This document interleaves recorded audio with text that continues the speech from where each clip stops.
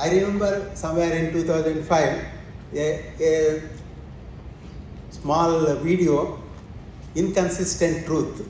That is where the world is going on a global warming. When the world is going on the global warming, already I think our temperature reached from last 25-30 years by 1.2 degrees centigrade or something.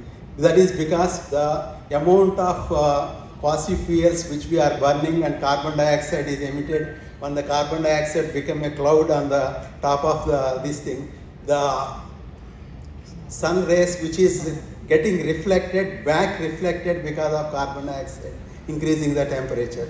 This is where if we don't do that, we don't solve this problem, the entire world is going to be in a disorder in different way by heavy rains and heavy droughts and all these problems. Because of that, we need to look into how to reduce the fossil fuel consumption. That's fundamentally, whether you use more energy or less energy, this is not matter. But first thing is we have to reduce the emission of the carbon dioxide or some of the fossil fuels. That's fundamentally what I feel is most important. That is the purpose at which entire energy conservation. So when you are talking about conservation, instead of if I produce, say for example, 1 kilowatt of power, I need to use at least 2 kg of carbon dioxide. So that means if I am able to conserve 1 kilowatt of power, that means even transmission loss is 1 more kilowatt. That means totally I will be able to save 4 kilowatt kg of carbon dioxide. That's what is going to help the entire society and all that. So that's where 1 kilowatt means suppose generally in our house maybe monthly we'll be consuming one AC and all that, maybe around 100 units. 100 units means 100 kilowatt. So this is where basically which we have to understand that. So as a student, you may say, what is for me on that? What is my job opportunity? Where is my job opportunity?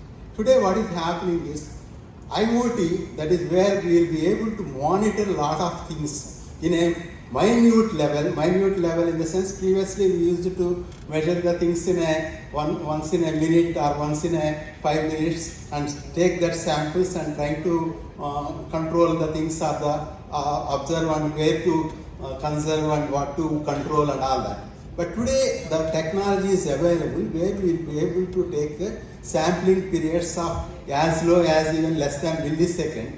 Thereby we will be able to understand entire behavior of any of the equipment or the systems and where the energy is flowing, where the energy is wasting, all that we will be able to look into it in a deeper way, where this electronics, especially the embedded engineers, will be able to do the lot of things. Not only that, I will be able to measure at single points and all that. Now today the type of microelectronics, gallium nitride switching systems and all that is able to switch in a few nanoseconds times. Because of that, we'll be able to save a lot of power. Suppose if you are talking about a audio amplifier, which all of you may be studying, what is the efficiency of audio amplifier? Maybe not even 30% or something. But is it that is happening in our TV today? The entire audio amplifier is switching amplifier, not the conventional class AV amplifier. So these type of things are we learning and how to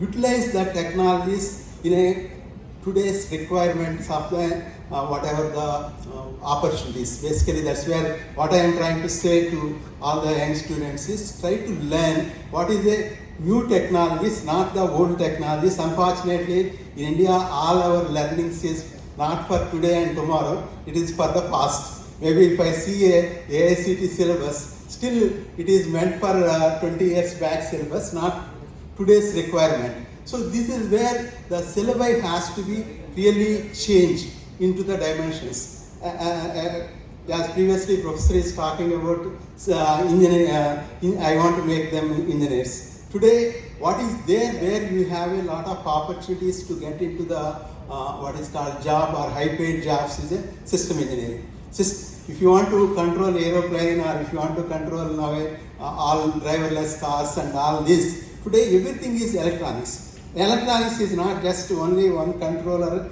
or few controllers. A car has something like thousands of microcontrollers is connected and controlled in a multi-dimensionally, where this entire design is done with a system engineering approach, no longer programming. Programming is the algorithms is key, but that algorithms can be written by the even AI and all that. But fundamentally what is needed, how to organize the entire system to the needs and understand the requirements and tabulate the requirements, why this is done, what purpose this is happening, what are the challenges there, all that has to be understood and build the solutions. For that, what type of changes which we have to build it is more important. If you now, world is, as I said in the beginning, in the disorder. When it is in disorder, not what is going to happen. Recently, what has happened is something like I didn't remember the exact numbers, maybe at least 10 to 15 crore or 20 crore smart meters is purchased by the government of India and started utilizing it in various places. Irony is that all smart meters is made in China. Only the people brought the electronics and put the plastic boxes around that and said the companies made it. There is a GPRS module inside. The GPRS module which we has in that smart meter can be programmed on the AI. Think of it now. Suppose China wants to stop all our smart meters in one instant, they can rewrite entire programs to stop all the smart meters. When all the smart meters were stopped at one instant, the grid is going to collapse within no time. This is where recently from last 6 months back, the government of India identified all these meters is coming from other part of the world. Now they said, we want to make it in India. Where is manpower? We don't have manpower. This is where the really irony of the scenario. So this is one example I am talking, but there are multiple examples which we need to have a talent inside the country where we will be able to do a lot of things, and the money is not going to be the biggest challenge. Today, for us to make one embedded engineer, at least it takes 2 years, it costs 20 lakhs per me. Suppose if the college outcome person is able to do even 50% of my time is saved, I am ready to start your salary with 10 lakhs or more than that. So this is where really the real gap. I am not talking with AP or I am not talking some other institution, even including IIT Madras or any of the all institutions, unfortunately, from AICT to all that people, industry requirements and the academic requirements are mismatched. This has to be now at least a time. Now recently Government of India realized this, and because the self-sufficiency of the country is essential, now the government is pumping lot of money for various institutions and asking them to build them solutions what is today's needs. But we have to wake up. Unless we don't wake up and start changing all your syllabus, and it's difficult because the people with their old knowledge and old technologies converting that into a digital transformation is very, very tough, because the learning all that needs different time. A single SoC which has RF and as well as to the microcontrollers, everything with the memory, and these type of things available for $3-4. So this type of technology is available. Understanding that entire data sheet of that has something like 200-300 pages, and understanding all that needs some lot of effort, and not only understanding, and after that to build the solutions around that needs lot of what is called insight or even efforts is needed, which I feel all of you has to put that efforts to learn, to survive or to grow in the better way. So this is where I think biggest challenges in the country is facing today.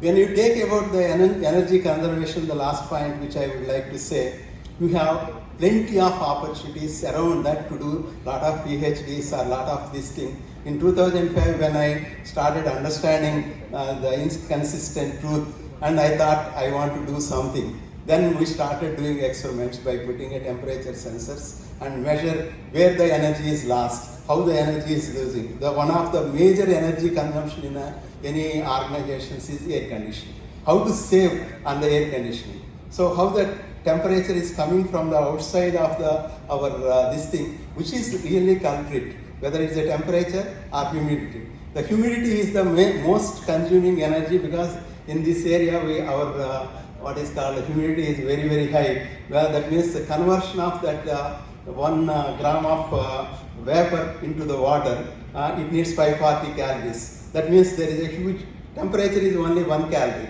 So how to reduce the humidity activity inside, bringing into not allowing them to come into the room, or how to control that. So like that, multiple opportunities, multiple dimensions are there, where we will be able to do a lot of experiments, and we can do a lot of PhDs around that, and a lot of projects you can do around that. So there is a lot of opportunity. But only thing is, you have to use your brain, and that means you have to question why this is, how this is, what is the opportunities. More of a creatively, you have to understand, question everything, where I can save the energy, where are the opportunities, and what are the conservation aspects of it. Thank you for giving me this opportunity to share my thoughts.